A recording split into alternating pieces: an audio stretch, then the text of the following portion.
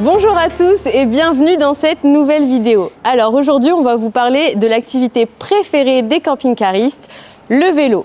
Mais on va surtout vous parler du porte-vélo et il y en existe plusieurs choix, n'est-ce pas Thibaut? Exactement. Alors aujourd'hui, on va vous présenter les 3 types de porte-vélo. Donc on va retrouver le porte-vélo sur attelage, le porte-vélo sur la carrosserie et le porte-vélo charnière sur les fourgons. On y va ?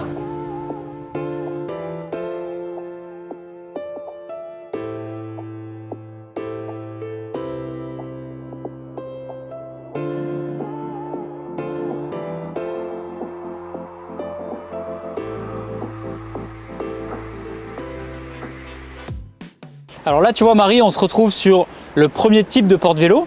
Donc c'est un porte-vélo type carrosserie qui là est monté en l'occurrence sur un camping-car.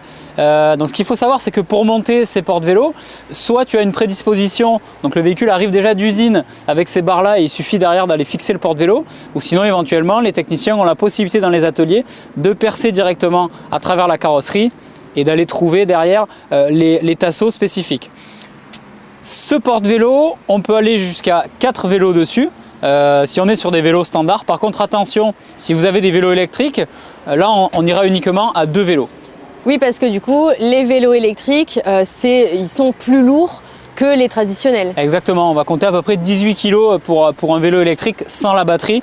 Donc on va être en surcharge si on met 4 vélos électriques dessus. D'accord. Donc tant qu'on parle des porte-vélos et des vélos électriques, ce qui va être intéressant, c'est qu'on va pouvoir retrouver une variante de ce porte-vélo, ce qu'on appelle le porte-vélo ascensionnel. Donc là, la problématique d'un porte-vélo comme ça, c'est qu'on a les vélos à cette hauteur.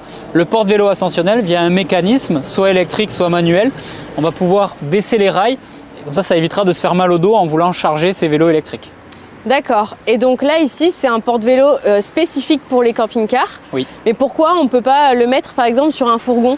Ben alors, ce que je te propose, c'est qu'on aille voir directement sur un fourgon la différence. Tu verras qu'au niveau des attaches, c'est pas du tout la même chose. Et sur un fourgon, on a un hayon à l'arrière, donc 2 portes battantes qui s'ouvrent. Et en l'occurrence, si on a un porte-vélo fixe comme ça ne sera pas possible. Donc là, ici, on se retrouve, Marie, comme tu peux le voir, sur un porte-vélo qui a été posé sur un fourgon. Donc comme je te disais tout à l'heure derrière le camping-car, le propre de cette installation, c'est qu'on a le porte-vélo qui est fixé uniquement sur une porte. Et ça nous permet d'ouvrir le véhicule. Et donc ça reste le même principe qu'un porte-vélo pour camping-car. C'est pareil, c'est-à-dire qu'on va retrouver le même nombre de rails, on va pouvoir monter jusqu'à 4 rails. Encore une fois, quand on est sur du vélo classique, on peut en mettre 4. Dès qu'on commence à avoir du vélo électrique, il faut être prudent, il faut regarder le poids préconisé par le constructeur. Ok, donc tu me parles de poids, mais si vraiment j'ai envie de mettre plus de poids sur mon porte-vélo, qu'est-ce qui existe aujourd'hui ?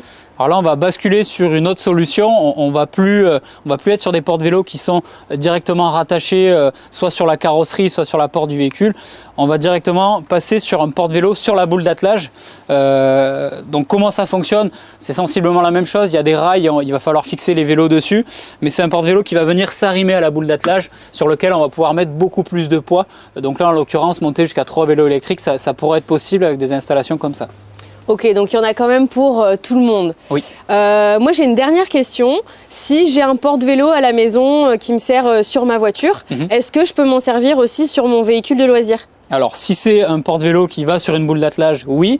Après attention, si c'est un porte-vélo que tu vas mettre sur le toit ou sur ton coffre, là ça ne sera pas possible par contre. Petit point important, je coupe la vidéo. On a toute une gamme d'accessoires très intéressantes pour les porte-vélos.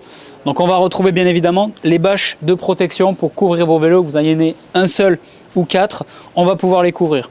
On va retrouver ici des panneaux de signalisation, ça va être obligatoire si vous sortez du territoire français, donc il faut les avoir, c'est toujours bien. On va retrouver bien sûr toute une gamme d'antivol, de cadenas, donc du plus simple jusqu'au cadenas connecté juste ici. Et bien sûr, pour tenir vos vélos sur les différents rails, on a toutes les barres de maintien qui sont là, donc un vélo, 2 vélos, 3 vélos ou 4 vélos. Donc vous l'aurez bien compris, il y en a un petit peu pour toutes les utilisations. Donc encore une fois, n'hésitez pas à venir dans les magasins d'Ilcar Accessoires, trouver un conseiller qui vraiment va vous indiquer quel porte-vélo à la fois s'adapte à votre projet et aussi à votre véhicule. Merci Thibaut pour toutes ces explications. Si vous avez aimé notre vidéo, n'hésitez pas à liker et à continuer de nous encourager en commentaire. Sur ce, on vous dit à très vite!